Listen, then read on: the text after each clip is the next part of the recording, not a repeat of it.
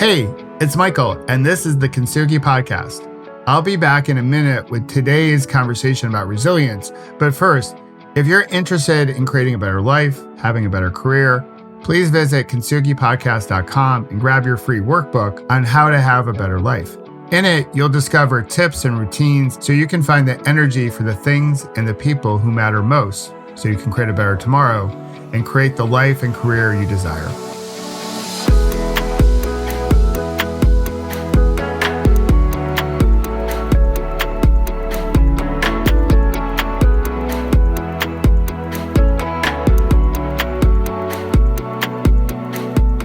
Hey there, it's Michael, and welcome back to another Kintsugi Podcast, another conversation about resilience.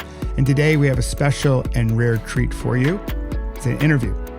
Since we're heading into the Thanksgiving holiday, I thought, why not talk about gratitude? We're also studying gratitude in my leadership academy. And I want to introduce you to Chris Palmore. He's the guy behind Gratitude Space. He has an unbelievable story that led him to the power of gratitude. During our interview, I cried, I laughed, I found new perspective on how to implement even more gratitude in my life. We talked about connections and how we met and just that ripple effect that can happen when we show up or tune in with the right type of energy.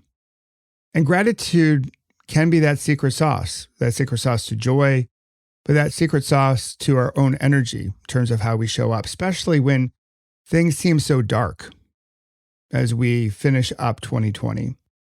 So take a listen, grab your coffee, grab your tea or your favorite beverage, and sit back and listen to Chris and his wisdom all about gratitude. All right, today we have a special guest. So for our Leadership Academy, but if you're listening on the Kintsugi Podcast, you know that I don't bring guests on all that frequent, maybe once a month.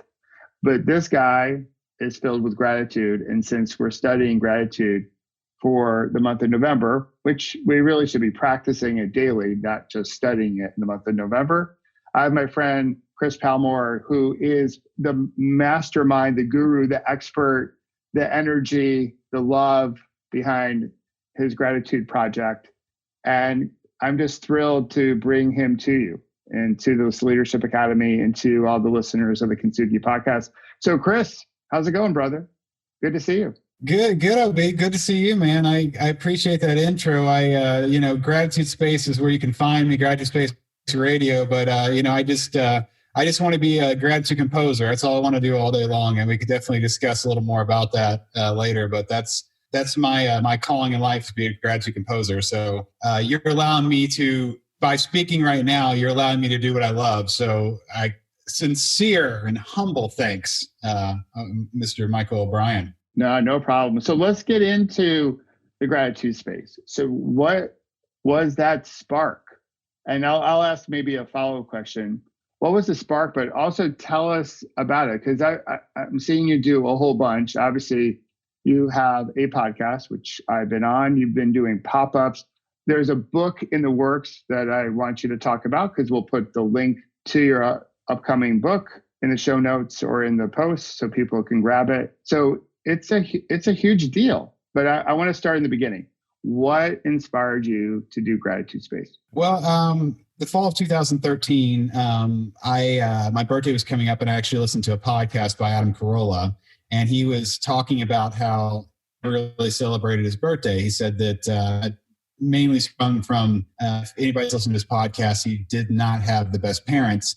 But his main focal thing was that he said that if you want to make, that it's like an appreciation trophy, and then if everyone gets it, then there's nothing really special to it. So his idea was, why don't you make it special? And what he was saying was, you could either make it about an achievement. So it could be, say you graduated from something or you got the job, on that day, your birthday, you would celebrate that achievement, or either make it about something else or someone else. Okay. So that was my thought process. This is, it's my birthday, but let's make it about something else. So I decided in that moment that I wanted to make it about my mother. And I didn't know at the time exactly what that detail was, but he had put this idea in my head. It had resonated, probably because my birthday was coming up, right? If my birthday was 6 months later, it probably would have been forgotten. You know how that is.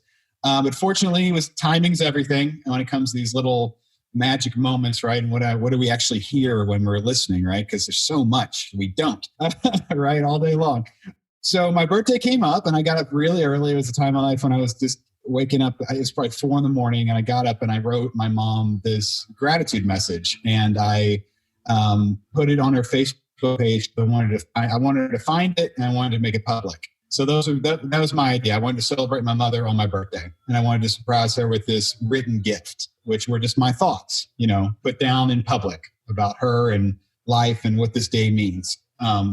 So I went about my morning, and normally my parents would call me and they'd sing happy birthday to me. That was the normal thing. And mid-morning came around and I didn't get a call. And I gave it a little more time, and then I was like, okay, I got to call my dad's cell phone number. I can't call my mom. I want that to be a surprise. I can't call the home line. This is when people had home lines. And so I called my dad, got him on on the phone number. He had a cell phone. He answered the phone. He wished me happy birthday. And I thanked him, and I immediately pivoted to, had mom read the letter? And he said that she had, and that she needed time with it, and that she couldn't talk to me right now. And that's completely blew me away. And just to give people a really quick backstory, my mom and I, very close. I talked to her the day before. I'm somebody at a very young age that would tell her I love her and kiss her on the cheek in public. So this isn't an estranged, the thought process of somebody reading a letter or a note and being like, I need time with it. That sound to me, the storyline would be, oh, that's an estranged son, or these are like, you're building a bridge that was broken, but that was not it at all. It was just, and that's why it was so powerful, that him telling me that, and why it really made me take a pause. So, later on, my mom and I talked, and it became a moment in time that we connected where I didn't think we could connect on anything. That, we talk about 35 years, you're pretty connected, especially if you're close with somebody. It isn't like, what is the next, at that point you think, what is the next pivot point in our relationship, right? You don't have that with the mother of 35 years. You have the relationship. It obviously grows. There's no this type of, lateral movement doesn't occur.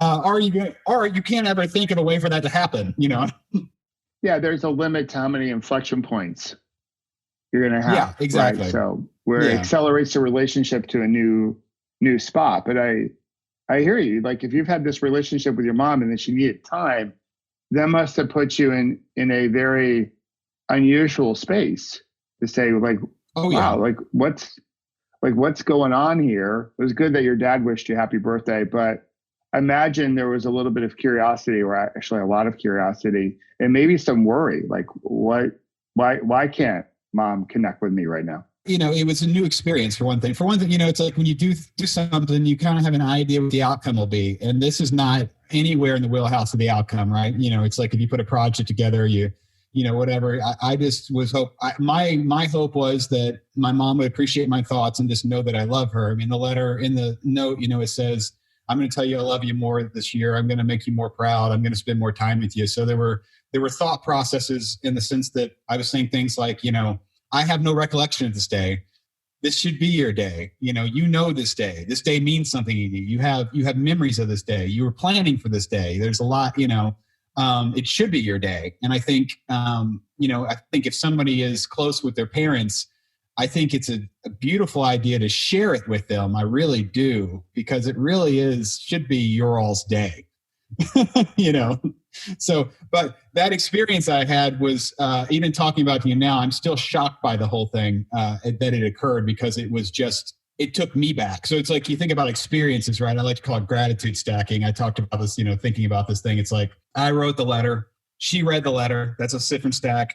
My dad read the letter. My sister read the letter. When my dad told me that she hadn't had time with it, that was its own memory from the letter. You know what I mean? Like, it's when you decide I like to call it gratitude art. We're actually creating it right now because we're discussing gratitude in a digital format. This allows people to relate to it, and allows other memory. If somebody could listen to this podcast today, and then 6 months from now could listen to it and have a completely different experience, just because of who they are and where they are, what's going to resonate. Again, we talk about what do we hear, right? So, for example, something that might resonate right now, the dog could be barking in the other room. It's like, so this stacking was occurring, but that moment. So you think about, I wrote it was very simplistic. I didn't think anything of it, right? That first stack was just, I had an idea, but then the ball's rolling. And technically right now in this moment, it's still stacking. It's the only reason we're talking right now, So it was definitely, it was one in many occurrences that have happened that completely changed my life. But that first moment, honestly, was when my dad told me she needs time with it. No, I hear you. I'm a big believer that the moments in between our moments make up our lives. And to your point, Chris, that moment, that's the moment that brought us together today, which then is bringing you together with all the listeners out there or all the viewers, like that moment. So for me, sometimes in workshops, I'll ask people to share the 5 essential moments of their lives, but not their wedding day and not even necessarily the day they gave birth to their children. It's that moment that leads to that moment. So it's just a conversation like, should we have kids like that? And then we make an agreement that we will, like those moments. That's what happened. So let's pick up on your story. So then what happened next? Well, that was December 30th of 2013. And I, at the time I did not, obviously you don't see that we'll call that that was a sunny day. It was a sunny season, and I didn't know what was about to occur. And 4 months, the day later, my mom passed away in hospice care with my dad sleeping on the floor next to her. I'm sorry. So, thanks, man. Thanks. My mom was a superwoman. She'd been in remission from cancer for 10 years, and it came back and it just, metastasized into skin cancer. And we don't need to get into we'll just say that that's ugly. And honestly, when she did pass away at the end, I would say it was a relief. One of the first things I could cling to, just thinking in gratitude from a negative experience is that she wasn't in any more pain. So, yeah. I mean, there's good, in the book that I have coming out, it talks all about that. There's the amazing thing about these seasons and these times there are good moments and bad moments. It wasn't all bad moments when she got re-diagnosed. It was not. There were some really, really beautiful moments. And I'd like to share one with you just because I want to, her doctor, Dr. Williams, could not have been more perfect in loving her and caring for her. And I'll tell you, there are a lot of moments, like I said, in that one season, but I'll tell you one that sticks out to me. It's in my book and I want to share it and I love sharing it. They'd done everything they could do. And I had this is the memory. Okay. There's Dr. Williams sitting on the bed. There's probably my mom's on the bed. This is at the hospital. My dad's there. I'm there. My sister there, probably my brother-in-law. And this is the moment where he's going to tell my mother, we medically can't do anything more for you. Okay. And this is a man who's been with her, held her hands, for years, So this is a friend, he's a doctor, but he's a friend. And this is what he says, because this is right now, this moment I'm telling you about should be a really bad moment, right, Michael? It should, right? It should be the worst, but it's not, because this is what he said. He said this, to quote Monty Python, you're not dead yet. He said, we don't mourn the living. We don't mourn the living. And it was just perfect. It was such a perfect moment to come after we medically can't do anything more for you. Because he never wanted to play God for her. He never spoke like, I'm your, he's like, he never spoke in death because he doesn't, his whole thing is, I don't know what's going to happen. He would never tell somebody they're going to die, but he would say, medically, we can't do anything else. And then he said, I just loved it. In that moment, he said, we don't mourn the living, and there's time for that after. He didn't go into it. You get that, right? It's like, why would I sit here and mourn you? I'll have plenty of time to do that once this is complete, but it was so powerful. And I'm so freaking grateful to that man who I have that quote in the book. I tell that story because it's an important story. I wrote him a couple weeks ago. He did something. Let me speak one more time to this man. Okay. This man's Absolutely. So great. When I started Gratitude Space, you'll love this. I'm getting a little ahead of the thing here. When I started and I was lettersofgratitude.org, and I'm building my website. I'm going to Starbucks at 6 a.m. every morning. So I'm working on this website, which I'm kind of bypassing the story to tell you about him. There's a guy, I sit down at 6 a.m. I'm sitting down at this table, one of the big tables at Starbucks. And there's a guy there. We started having a conversation. And I don't remember if it was the first time or if it was like 2 or 3 days later, because I was going there every day. But guess who that happened to be? It happened to be him. No. That was Dr. Williams. I hadn't seen him in a year, and I was sitting there with him, and he didn't even tell me who he was. Totally. I'm sitting there with him, and I think because I'm a conversation guy, I asked him what he did, and he mentioned that he was a cancer doctor, and then we pivoted to me finding out that he was who he was. He said he thought that's who I was, but he didn't say anything. But I'm sitting there with him, right? So I'm telling you this because that was magic. But on top of that, get this. I didn't tell my father about this meeting with him, right? So this is the magic, right? So if you can surprise somebody, geez, do it all day long. Okay. So I set up where I surprised my dad at dinner with Dr. Williams at our favorite restaurant. I said, we're going to meet grandma. She's going to show up. And I got him there and made this moment occur. And I'll tell you, dude, if I could afford to do something like that, I never could. Like, dude, we got done with that meeting, right? This thing, because my dad loves him so much. I'm driving my dad back to his home. He goes, wow, that was amazing. He said, I think I've only been surprised 3 times in my life, my entire life. And that was one of them. So that happened. And then he told me about the other 2. Okay. So, wow. And I surprised him again on his birthday. I had Dr. Williams do a video on his birthday last month.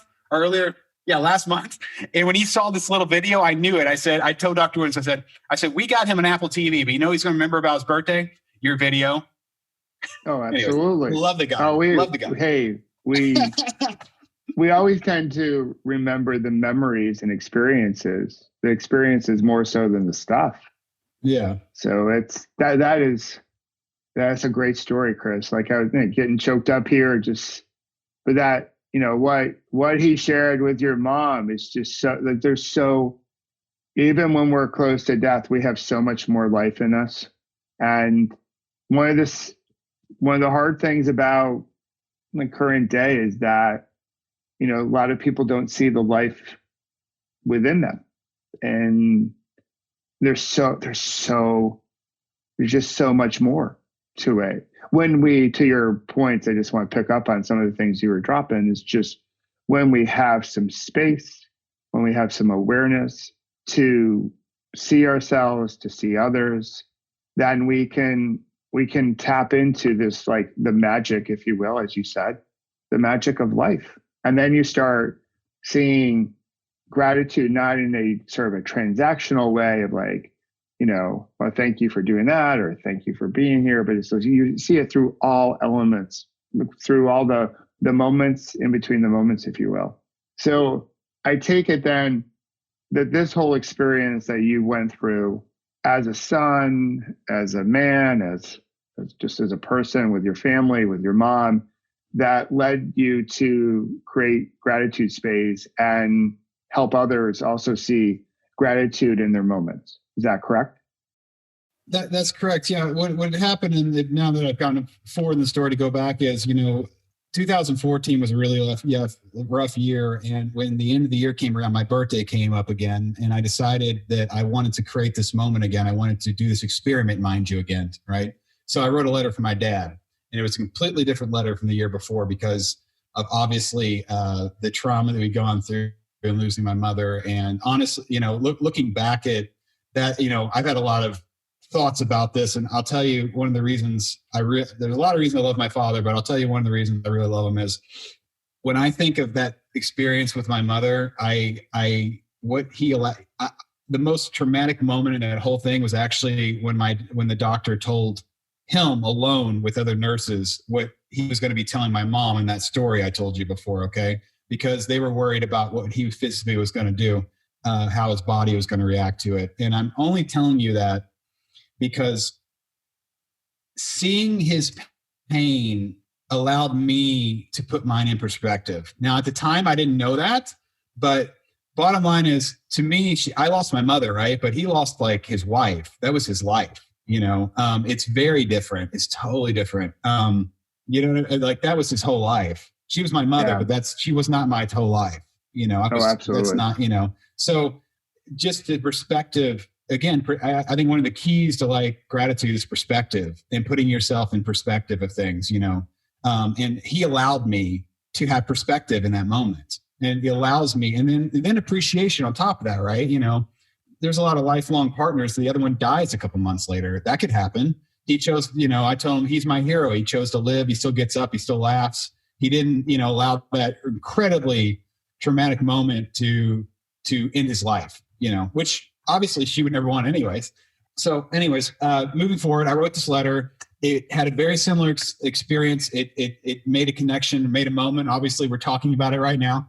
And from that, because I did it a second time, I had this spark an idea. What if I could help people? What if I could be a part of having this occur for somebody else? What if I could assist in the magic happening? If I could assist in this connection. So I started asking myself, like, how do you do that? Like, what do you have to do? Well, okay, I got to get a website. And then I'm going to have to initiate people to write letters. At the time, it was like letters for people on your birthday, writing letters to other people, right? That was the idea. So that's when I got to work and started. My first real gratitude practice was going to Starbucks every day, getting up, thinking about this all day long, sharing my story, literally in the flow state of building a website and thinking about how to do this. And that went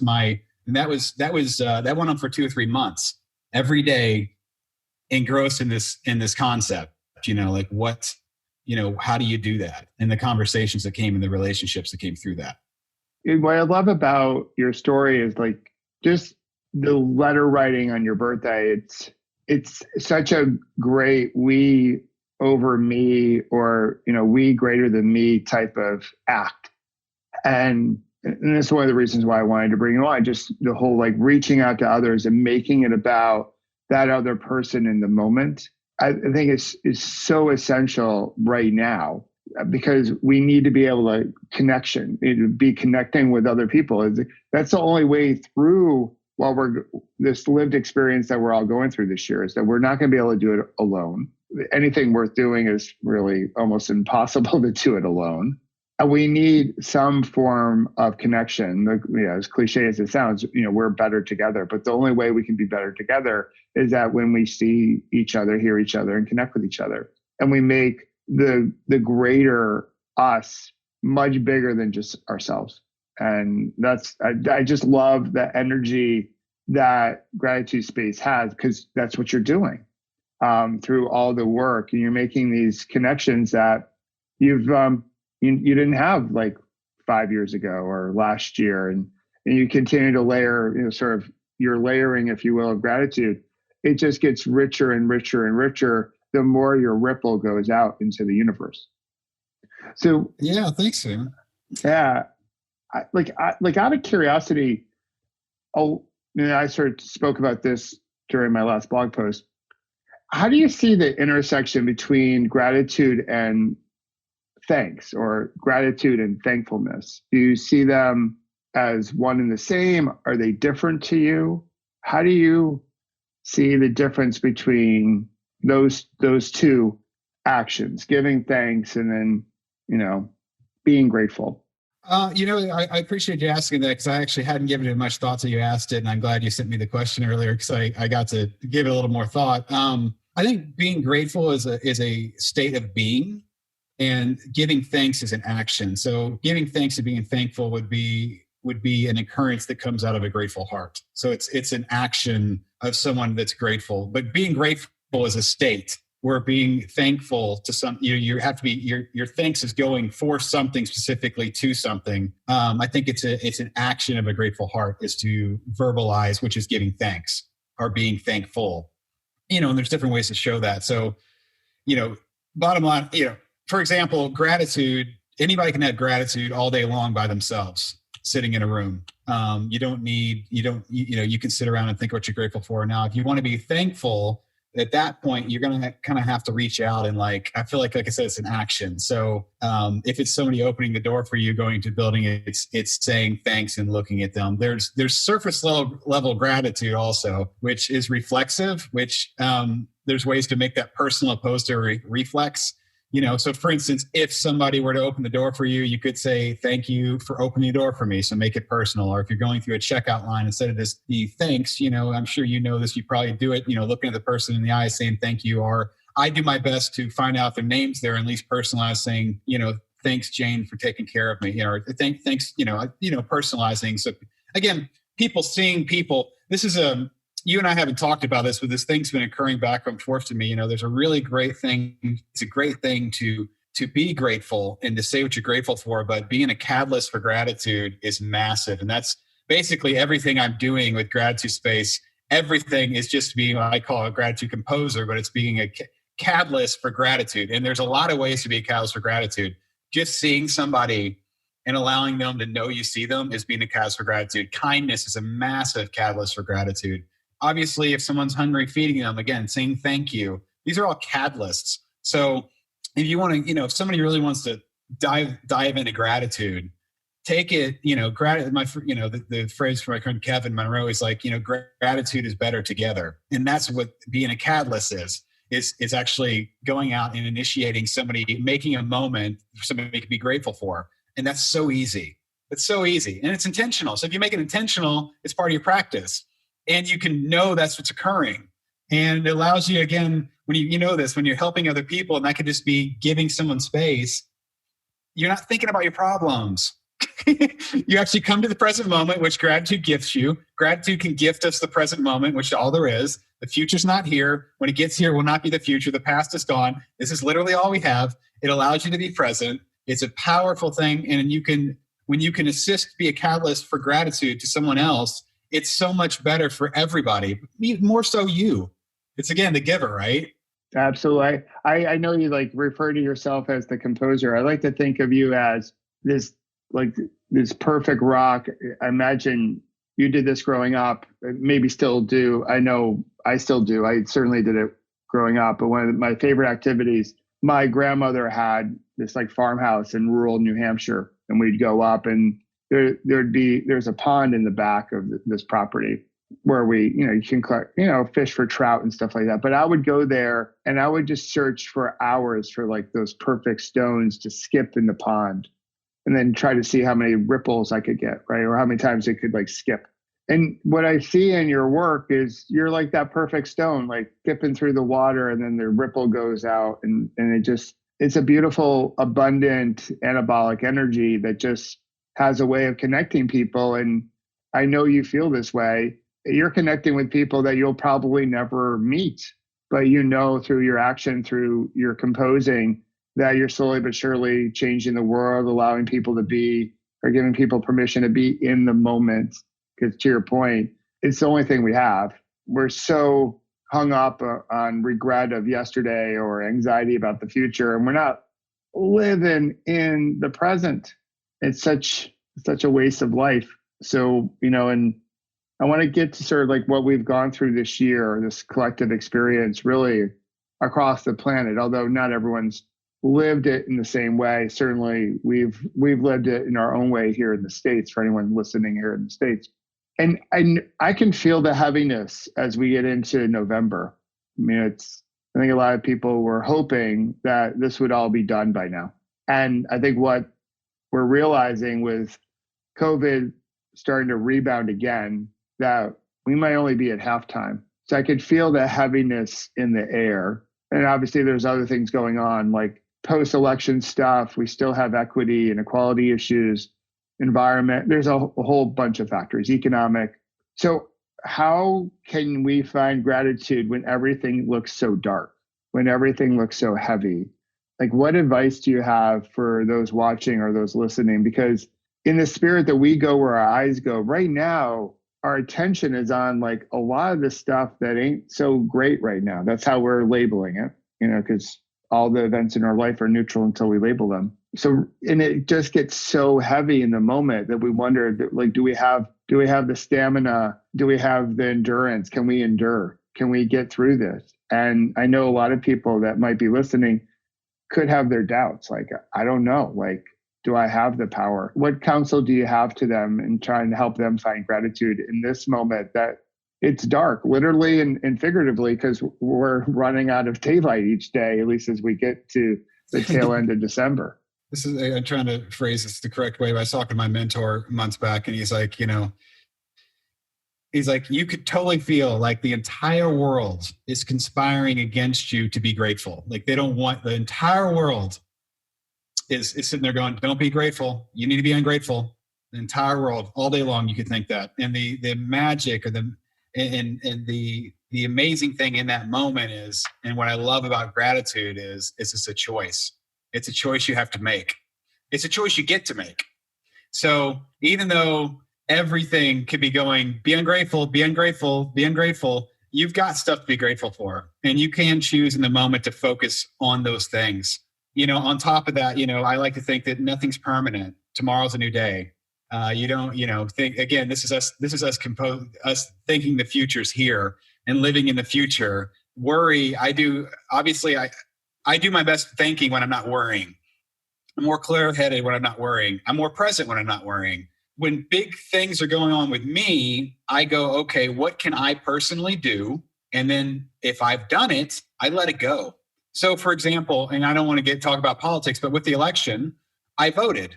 And that's my say, and I let it go. It's that's my letting the bird fly in the wind. I did what I could, and that's fine, and I'm not going to worry about the outcome because I have no, you know what I mean? Like I just don't want to worry. And then if I have control, whatever I have control over, I can do things about.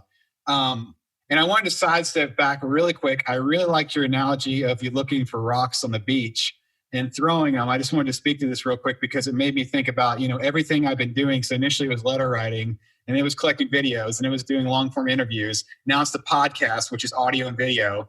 It's gratitude pop-ups, which are actually going out and getting videos. It's going to be gratitude experiences on Zoom and these podcasts and then the book. Okay. So all I'm doing, to go to your metaphors, I'm literally continuing to walk down this beach, and I'm looking at these different rocks because these are all different ways to incorporate and compose gratitude and be a conductor. I'm just looking, going, which one's going to be the easiest way to do this? And that's all I've been doing. And I'm going to continue doing it. And I get excited of all the new ways I'm finding and I'm testing out. I know I just kind of side back, but I just wanted your analogy. I just wanted to thank you for that because it made me think. That's what I'm doing. I'm looking, what is the smoothest? I continually go, what is the smoothest stone? And you don't know until you throw it. Well, if we want to pull that thread a little bit further and just like geek out on skipping stones, is that sometimes we pick up a stone, we think this one's the perfect one. And then we toss it out there and it skips twice and it sinks. And then other times we pick up a stone that may look, somewhat unattractive in terms of stone skipping. And all of a sudden we send it out there and it skips like 8 times. So there's so much to that, right? So one is you never truly know. It's not necessarily all in the stone. It's also in that moment in time and our form and how we throw it and wind conditions. And there's a lot that goes into it. But the one thing that's for certain, if you don't throw at least a stone in the water, you never know. There's no shot of anything rippling. Going back, we'll weave in a hockey analogy from the great Wayne Gretzky. He said he misses 100% of the shots he doesn't take. So, and we miss 100% of our opportunities to spread gratitude when we don't spread gratitude. The way to spread it, the way to make this something that weaves into all of our lives, because I think it's got to be more than just Thanksgiving here in the States or any other type of gratitude holiday in other countries. It should be a daily intention. For us to create the lives and the careers that we want, it's about showing up, asking ourselves these questions. How do I wish to be today? What do I wish to do? And what do I wish to have more of? So deciding I'm going to be grateful today, then you end up doing the things that grateful people do. And at the end of the day, you have more gratitude out there in the universe, out there in your life. So I love that. So I love how you riffed off of like a simple activity as a youth in New Hampshire, just skipping stones. So I think it's great. Yeah. Well, I mean, intention's such a big deal. And again, I remember reading another book on gratitude, and the lady's like, just go out today and look for things that are blue. It's like, if you just put the intention, I'm going to look around for things I'm grateful for. I'm going to find 5 things today that I'm grateful for that I just don't normally notice. Like if you just put the intention out there, you're going to find it, and it's going to make you feel better, and you're going to be happier. You're not going, and in those moments, you're going to be content because oh, look, that's your thought process at the moment. Oh, I am grateful for that. Our friend Bobby said something beautiful months back. He said, if you can wake up and the first thought is, I'm grateful to be alive, you're going to have a good day.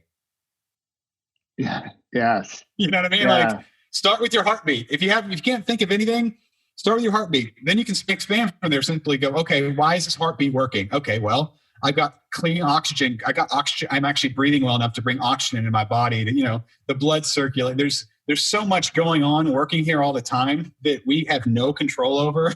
Then we go to sleep. I mean, geez, if you just, all the things that work just so you can walk around, right? Think about your fingers, right? What if your fingers didn't work?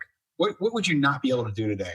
There's a lot of things, I think about these things and there's things to be grateful for, they're not givens. It's not a given that you're always going to be able to walk. It's not a given that your hands work. It's not a given that you can see color, right? Think about how cool it is to see color. Think about that, right? When you go out, and I've had it all my life, but I don't think about it every time I open my eyes, but I should think about it more because man, seeing the sunrise is completely different if it was black and white. And that's a given, right? It's a given to me that people just, there's so much, man. It's a given. And with given, sometimes it's so easy to take them for granted, I know this before my accident, I took my health for granted. Something as precious as your health. And I think we've been reminded this year how precious life is. And going back to your comment about Bobby, just that gratitude for that first breath. Obviously, I like geek out with he'll pause, breathe, and reflect. But that first breath of the day, it's like, all right, we've got a whole bunch of different possibilities. And I just love what you shared in terms of just like looking for it. So I wanted to ask you just, I know many people have a formal gratitude practice. They might write in the journal in the morning. They might write in their journal before bed. But the sense I get, which are, I think, great practices, love to get your take on that. But what I get from you, Chris, is that you're just looking for moments of gratitude throughout every moment of the day.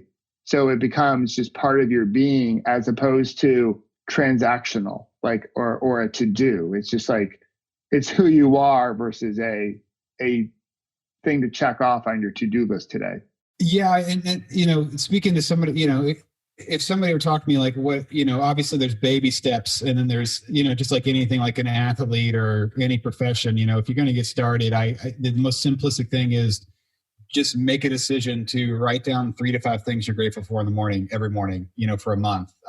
They're baby steps, right? I think that's a beautiful place to start. I think it's the most simplistic because for example, if someone who can't spare 1 minute in the morning, they really don't care about this practice. So if you can spare 1 minute the next 21 days just to write down and use paper and a pen, because I want you to keep it, I want you, it's the physicality. I think that's massive. Now, when I talk to people and I'm working on coaching people, that's where you would start. But your second area, so that's great.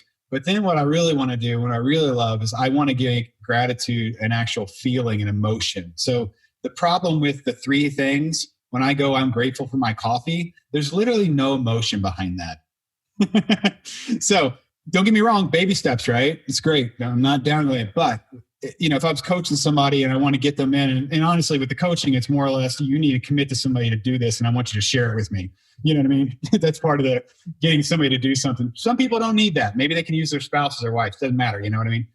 But let's take this a step further. So phase 2 would be, let's get some emotion behind it. So when I say coffee, I'm grateful for my coffee. Okay, why am I grateful for my coffee? Now, the great thing is grateful for coffee is one thing I'm grateful for, but there's actually a massive amount of different things I'm grateful for there.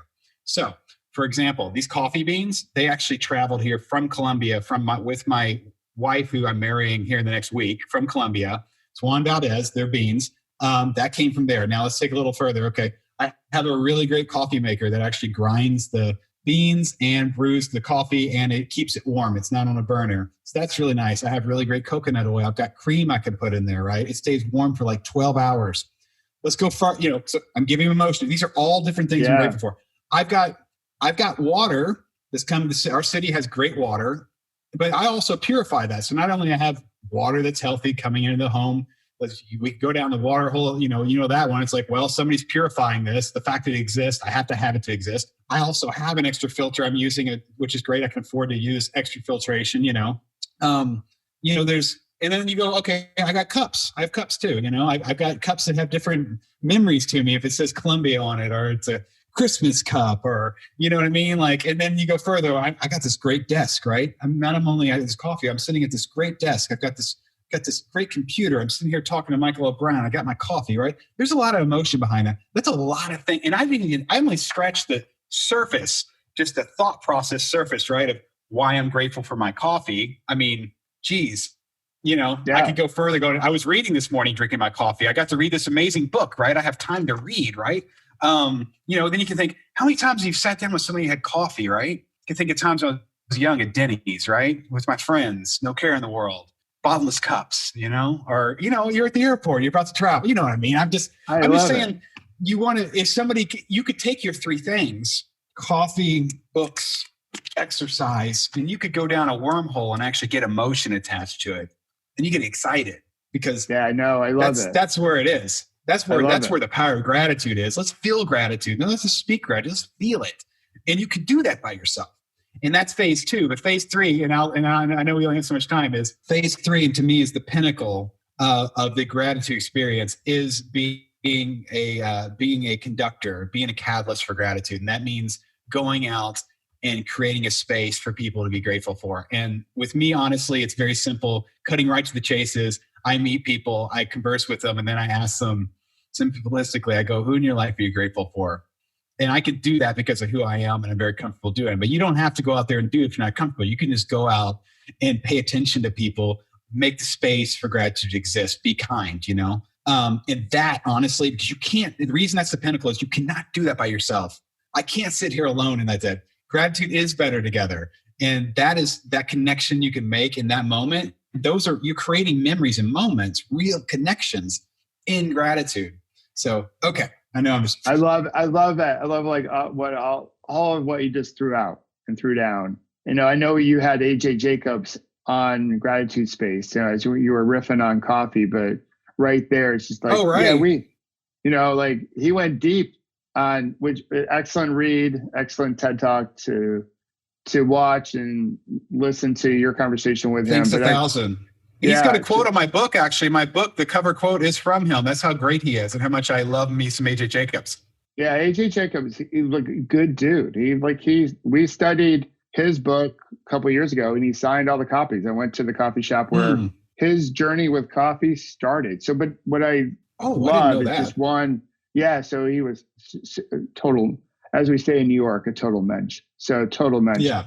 So, but it's really getting deeper, getting into the emotions. I love what you're saying there, because emotions drive behavior. But that third step is making it about other people. So I have to ask, so who in your life are you grateful for right now? I am so grateful for my fiance who's sleeping in the other room right now.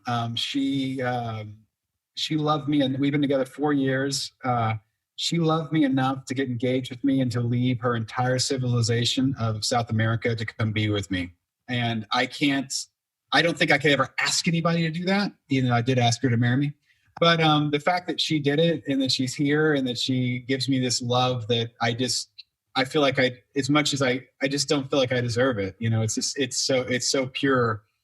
She allows me to be in the present moment. She allows me to appreciate things, allows me to be silly. And I am so, so grateful for her. She is a gift, and I do my best to just continue to remember that. Even this morning, I'm in my journal. I get to wake up next to Rosio, and I hope that I keep that in there always. So I need to keep reminding myself that is a gift. Having somebody who loves you in your life is such a freaking gift. So I wanted to thank you for that, because I love doing that. But I wanted to step back one last thing and say about this emotional thing. You can take it. I call it gratitude cubed. So that's me talking about the coffee. You can do this with relationships and people in your life too. So and I love doing this, right? Because then you see. So let's think about, Michael and I know each other, right? But we know each other. This is a great way of dealing deep into gratitude. I'm grateful for Michael and his friendship, obviously, for a lot of reasons. But I'm also very grateful to my friend Bobby Kuntz who introduced us. So what you start thinking is, where do these connections happen? What had to happen for this to happen and that to happen? You start thinking about all these little things that had to come into play that allowed you to be sitting in front of the person in front of you, right? And that's a way of reaching into your past and thinking about how grateful you are that different moments occurred. So we want to go way back, right? I have to be grateful for all the stuff I went through with my mother, right? I have to, because I'm right here. If you're grateful in the moment, then you're going to say it's okay that all the other things happen to get to this moment. If you are really grateful for the moment, and I am grateful for this moment. So I'm grateful it all occurred, the good and the bad. But leading up to, all that happened, Bobby, I think that was through Twitter years ago. Bobby and I lost touch. We got back in touch. He's been a great mentor and friend. And then he goes, I start talking about people in an interview, and he mentions, he's like, well, I need to connect you with my friend Michael O'Brien, and then you do the interview with me for my website. Then you hold my hand on my first podcast. You've been great for advice. You wrote for my book. You introduced me to people to write for the book. So you were a catalyst. You were a catalyst for my book, which we're almost about to get to. I know we're running out of time. No, we're good. And then, what's the other thing? There's one. You said I wrote you. Said I'm launching Gratitude Space, a nonprofit. Would you be on the board? You said yes. So I mean, geez, how much do I? So not only do I love you, but how much do I have to be grateful to Bobby for? Oh well, right. Okay, so go ahead. We'll geek out. So one, I just want to say, early congratulations on getting married. And as someone who's been married 26 years, you keep her in your life when you wake up every day, being grateful that she's right there beside you as you wake up, and be intentional about making sure that the love never dies. That's how you put together, how do you stay married for 26 years? Day by day by day, moment by moment by moment, with intentionality, we're a partner in this through thick and thin, good and bad, sickness and health. You live the vows that you say. That's how it happens. So I love that. But really, when I think of that moment of Bobby, I had my accident and I had then my recovery, and I went back to work. And then through that recovery, I got into a position at my company where then Bobby became part of my team. And then I decided, just because I got back to my bike, trying to do other things that made a difference with others through cycling, hence the Pan Mass Challenge. And then there were some other people that we know at the company that really were the people that reached out to Bobby, say, hey, you should do this, which he wrote his book about. But if he had said no to that, because those other people, they may not have asked him, he may have said no, then Bobby may have been, I loved all my reps that I had on my team, but I didn't know all of them very well or intimately. So all those different, this is the magic of the moments in between our moments. We love to make a big deal about the big moment, but the wedding day moment, if you will. But it's all these wonderful moments that lead up to the wedding day. The wedding day is just another moment. And for us to sort of just slow it down, pause, breathe, and reflect on all the wonderful moments that lead to these other magical moments. But the trouble is, this is my little rant about life today, is that we are too busy on our hamster wheel and we can't see those moments. And think about how many other moments we're missing that can build connection, that can build, into more gratitude space, into love, into kindness, that can create moments that are downstream. My accident happened in 2001.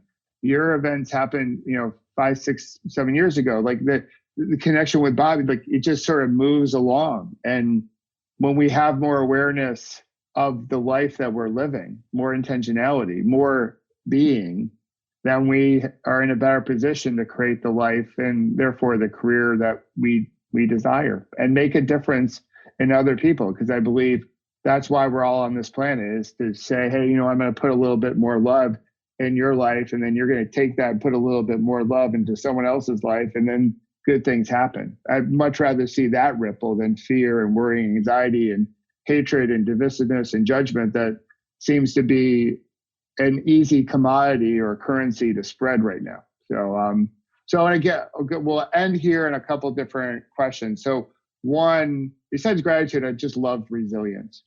So I have to ask you, how would you finish the sentence? Resilience is? Never officially giving up. And when can we get that book of yours? The book will be coming out the week of Thanksgiving, which is the same week of my wedding and obviously of Thanksgiving. So that week's going to be a massive spillover. It's called Dear Gratitude, an Anthology. I'm also wanted to gift your team and your listeners a taste of the book. So there'll be a web link. It'll be gratitudespace.com/thank you that we can put in the show notes.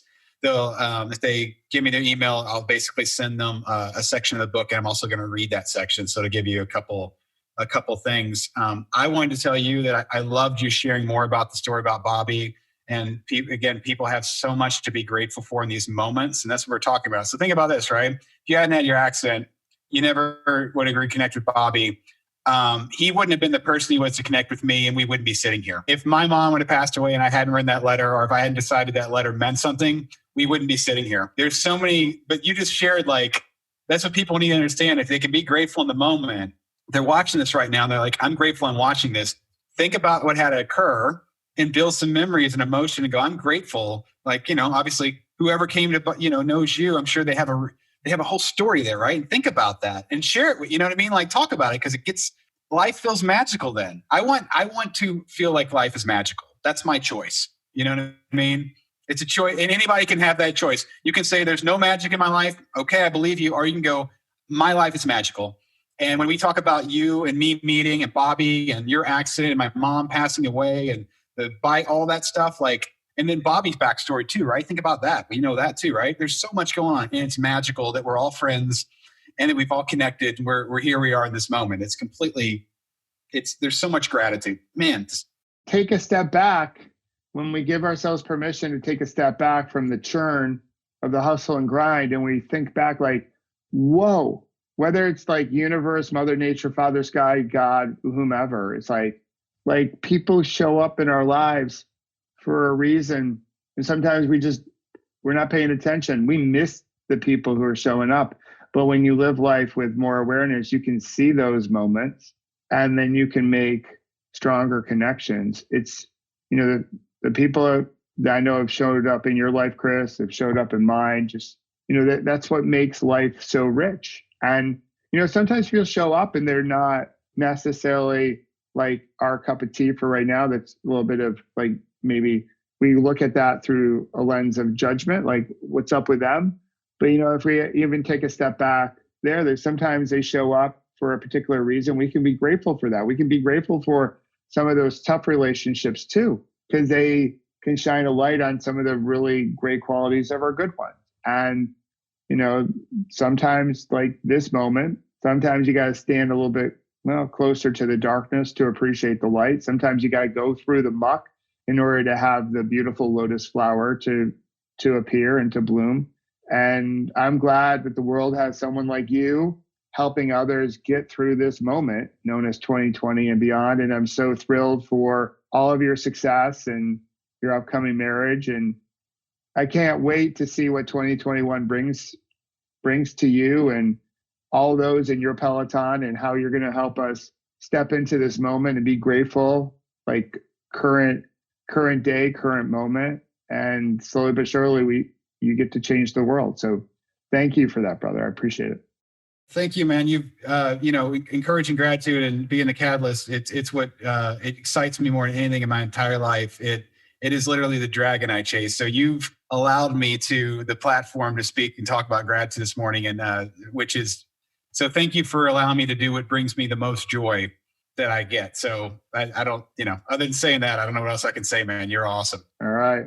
Well, go get married, and of course, have fun storming the castle, brother. Talk to you soon. I will. Thanks, man. Bye. I could have talked to Chris probably for 3 more hours. Just love the guy. Such a big-hearted man. And I loved his approach to gratitude. I found gratitude when I was recovering from my accident, my last bad day, as I call it. And it really helped me see what was working in my life, what I still had and could do. instead of just focusing on everything I lost or couldn't do anymore. Gratitude was that great counterbalance. And what started as a morning ritual became an evening ritual. Now, much like Chris, I weave it throughout my day. And that helps me manage my energy better. Because after all, we're all energy. We're all part of nature. And how we tune into each other or show up for each other or show up for those Zooms that we have to do, they matter so much in terms of our overall satisfaction with life, the overall satisfaction that we'll get out of our career, and the ripple we make. What type of ripple do we wish to send out there? Into the community, into the universe, if you will. So gratitude can be your secret sauce. And I hope by listening to Chris and his perspective and his story that you'll try on a little bit more gratitude this holiday season. And my hope is it goes far beyond just Thanksgiving or far beyond the whole holiday season. I hope it's something that you try to incorporate into your lives each and every day, multiple times a day as we head into 2021. I think that's how we create a better normal. So with that, if you have any questions about gratitude, just head over to kintsugipodcast.com or my main website, which is michaelobrienshift.com. Place your question there and I'll get you an answer as quickly as possible. And another thing, as we head into the holiday shopping season, so if you want to grab any Pause, Breathe, and Reflect gear or get a discount on my memoir Shift, and that book, all the proceeds go to a wonderful organization that I'm grateful for called World Bicycle Relief. They help girls conquer the challenge of distance by giving them a bicycle. It helps them stay in school longer. It's a big empowerment tool. That bicycle is freedom to them. It's independence. So you can go to my website, michaelobrienshift.com, and you can use the code Kintsugi to get 10% off any of your purchases on that memoir Shift or any of your Pause, Breathe, and Reflect gear. T-shirt, a sweatshirt that's entirely made in the USA, which is very rare because I imagine you don't have anything that's made in the USA in your closet, but you can have a Pause, Breathe, and Reflect sweatshirt, or our 2 caps or baseball hats. So with that, thank you for listening. As always, thank you for being part of our Peloton. Remember, your scars are your beautiful. We all have them. We are all perfectly imperfect. And I just want to say I'm grateful that you've been along on this ride since we started the Kintsugi Podcast back in March. And for those in the States, have a wonderful Thanksgiving. For those across the world, I wish you a bit of gratitude as well, because we've gone through a lot this year, but there's still much to be grateful for because we still have each other. You got this, I got you, and we got each other. And with that, I will encourage you to pause, breathe, and reflect. And of course, have fun storming the castle. We'll talk to you next week.